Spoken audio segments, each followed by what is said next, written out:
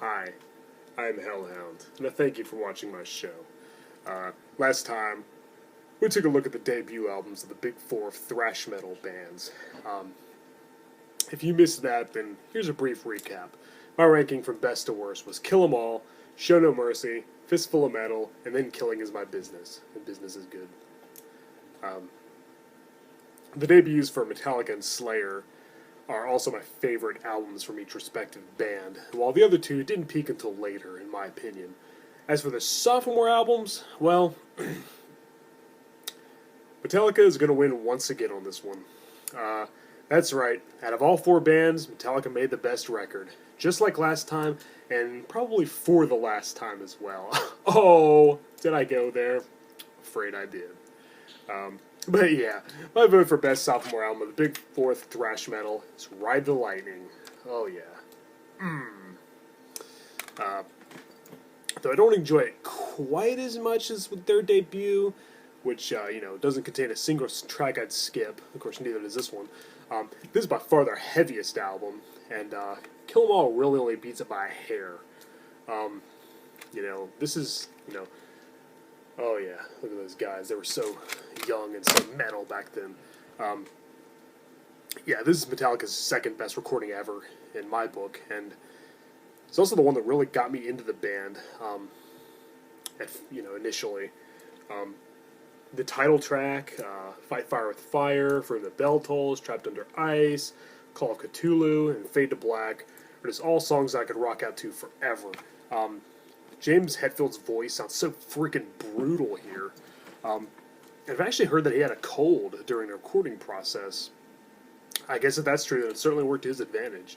And once again, his and Kirk Hammett's riffs are superb as usual, with the rhythms by Lars Ulrich and Cliff Burton also being top-notch. Lars isn't a spectacular drummer. I think every metalhead knows that. And sometimes I wonder what the band would have accomplished if they had someone like Dave Lombardo behind the drum kit. But Lars gets the job done. I've actually worked with drummers who criticized his drum fills on certain songs. Especially on later stuff. But even some of the earlier work as well. And I've even heard them go so far as saying that they could have done it way better. I'm not really a drummer, so I'm not a drummer at all, so I don't know. But to me, I think his simple yet solid beats aren't bad. They fit. They don't detract from the album. Cliff, was of course a virtuoso on bass, and there'll just never be another like him. He was so unique. God rest his soul. He really shines on the track "Creeping Death." His bass lines are just orgasmic to my ears.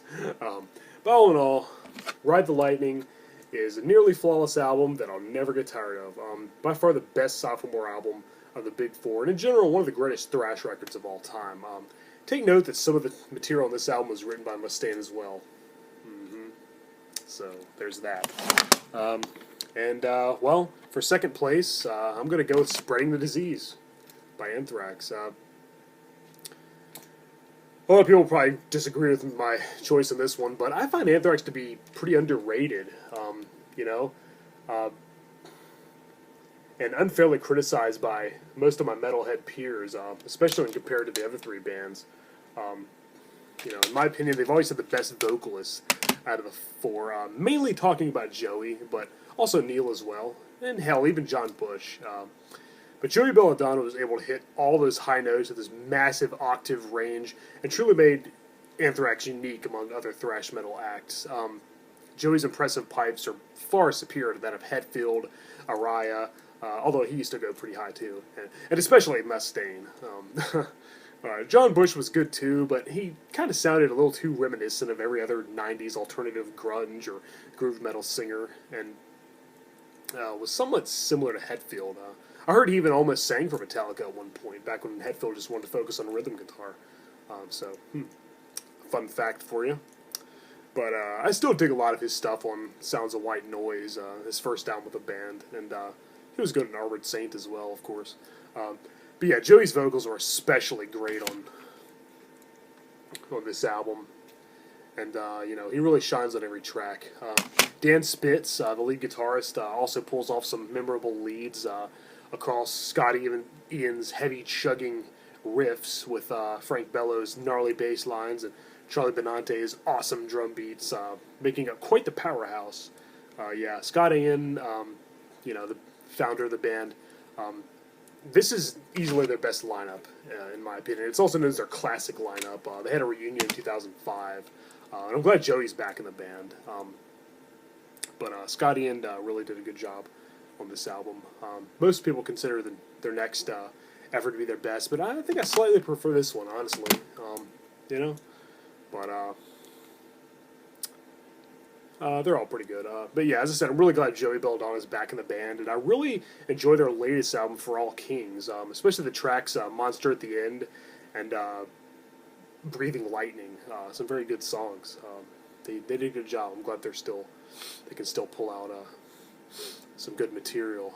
That's excellent, because I really love Anthrax, and as I said, I feel like they're often overlooked. But yeah, the best tracks here are The Enemy, Medusa, AIR, Air, whatever, Madhouse, and Armed and Dangerous. Oh yeah, love Anthrax. Yeah, I highly recommend that. Give it a listen. Third place would probably be Yeah, well, third place would be Peace Sells. Last time, Megadeth was in last place, for me at least. But they really improved on this album, and in just about every era. From Wake Up Dead into The Conjuring, and finally all the way into My Last Words, which closes out the album. You'll be in for a thrashing good time here.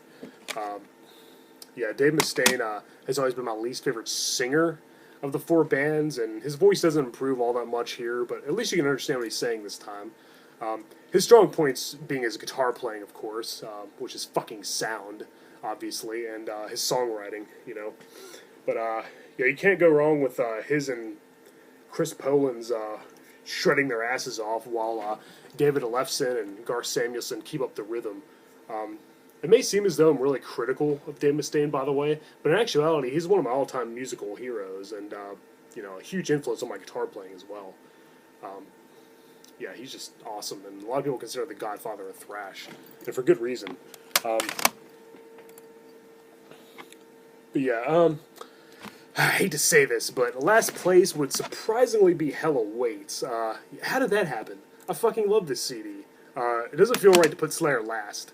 And this is a great album, but I guess the others just slightly managed to surpass it for the reasons listed above, but not by much. Not by much at all. It still feels weird putting Anthrax instead of Slayer, I will admit. But yeah, Slayer's, oh god, I fucking love Slayer. And the sophomore effort from Kerry King and company is definitely one of the most evil and demonic sounding, upping the sinister from their debut by several notches. Hella Waits seems to get overshadowed a bit by the album preceding it, and the one that came right after, which, we all know how that goes. Friggin' Rain and Blood. I mean, come on, enough said. I also really love the EP Hunting the Chapel, by the way. I suggest you check that out if you haven't already. But this is such a great record, though, with the highlights being At Dawn They Sleep, Necrophiliac, Crypts of Eternity. This one contains some of the fastest solos as well, courtesy of Kerry King and Jeff Hanneman, and some sludgy riffs that are pure Black Sabbath, though sped up significantly. Tom Arai's vocals are still wicked as hell, with his bass playing and Dave Lombardo's brutal beats being the backbone of this fierce and venomous recording. My only complaint is it's too friggin' short, and I'm always left wanting more Slayer. Yeah, this album rules, and just because I put it in last place in comparison to these others doesn't mean a thing. Keep in mind, Slayer is still my favorite out of the four bands, and for good reason. Oh yeah, long live Slayer. I've seen them in concert, and they put on a friggin' brutal, heavy as hell, phenomenal show.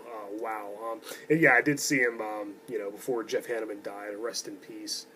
The band will never be the same without him. I'm glad to have caught them before that happened. Unfortunate.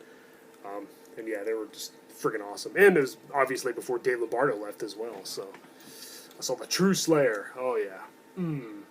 It got me pumped. I screamed my lungs out that concert. My voice was mute for like 3 days after, and I headbanged so hard at it. The worst headache ever. It was totally worth it. But yeah, so yeah, that would be my ranking of the sophomore albums from the Big Four Thrash. Oh yeah. Gotta love it.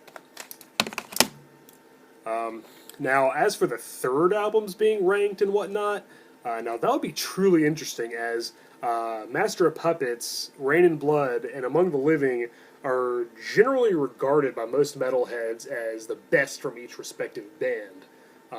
The exception being Megadeth, of course, as Rust in Peace is usually considered their finest hour, and that was their fourth album. But yeah, that would be a pretty interesting one. I might as well just tell you right now, because I'm not planning on doing another video anytime soon. I don't even own So Far, So Good, So What by Megadeth. So, I like that visual aids from it. That's actually the only Megadeth album I don't own. Well, I don't have their most recent one either, Dystopia. I don't have that one. But from what I heard, it's pretty good. But, yeah, my ranking would probably be...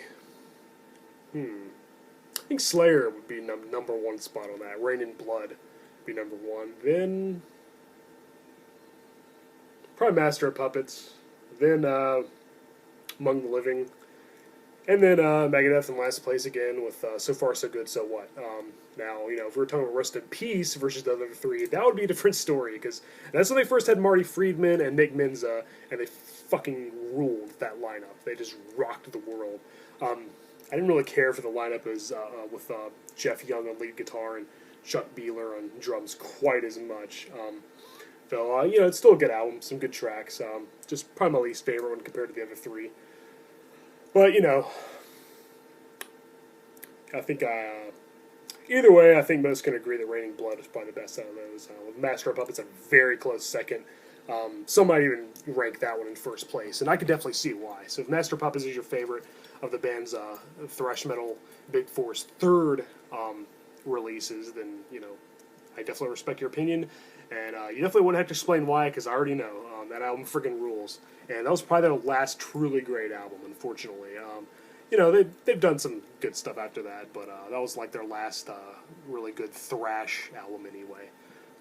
But anyway, yeah, long live the Big Four, long live thrash metal.